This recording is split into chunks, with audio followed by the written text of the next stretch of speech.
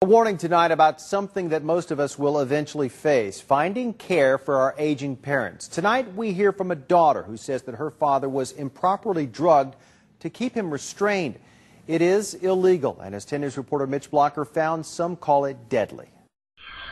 He was a very hard-working dentist. Dr. Keith Blair, an accomplished dentist and military veteran, died last year at 86. A death his daughter, Marian Hollingsworth, says was sped up by the antipsychotic drugs he was given without any consent. He should have been allowed to go in his own time. The drugs her father was given included Risperdal and Haldol, antipsychotics that include a warning saying the drugs are associated with an increased risk of mortality in elderly patients. It's a way of controlling them.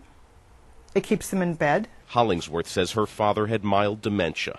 His health rapidly declined after he went to 2 local hospitals for leg and back pain and then was transferred to Arbor Hills Nursing Home in La Mesa. He was completely out. I shook him on the bed. I hollered his name. I asked the nurse, "What is going on? I can't wake him up." And she goes, "Oh, he was sleepy last night." After her father's death, his medical files revealed staff at both the hospitals and nursing home gave him Risperdal and Haldol without consent.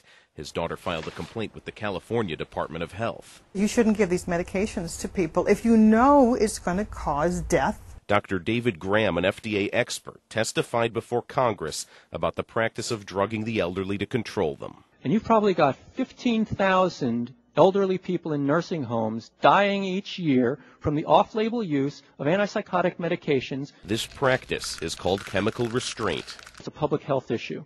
And it's a public health issue because the companies are laughing all the way to the bank. Longtime advocate Carol Herman is angered by the use of chemical restraint. We are actually paying for elder abuse in this country. Herman says taxpayers foot the bill for antipsychotic drugs that are given to elderly people just to keep them quiet. And you don't have to feed them. You don't have to take them to the bathroom. She blames what she calls the profit-driven nursing home industry and weak state regulators. Maybe if there was more enforcement, maybe they would clean up their act. Since 2006, the California Department of Public Health has issued 31 deficiencies, which are written warnings for the use of chemical restraint. Most recently, the Kern Valley Hospital District, a nursing home in Bakersfield, got more than a warning. The home saw former and current employees indicted on criminal charges for doping up patients just to keep them in bed. Here in La Mesa at Arbor Hills Nursing Center, staff says they do not drug seniors. We did ask specifically about the case involving Dr. Keith Blair. Their legal staff issued us this statement saying, in part, Arbor Hills Nursing Center met all applicable standards of care and did not in any way compromise his condition or cause him any harm. The 2 hospitals where Blair first stayed and Arbor Hills all received deficiencies relating to how they administered antipsychotic drugs. No one goes to jail.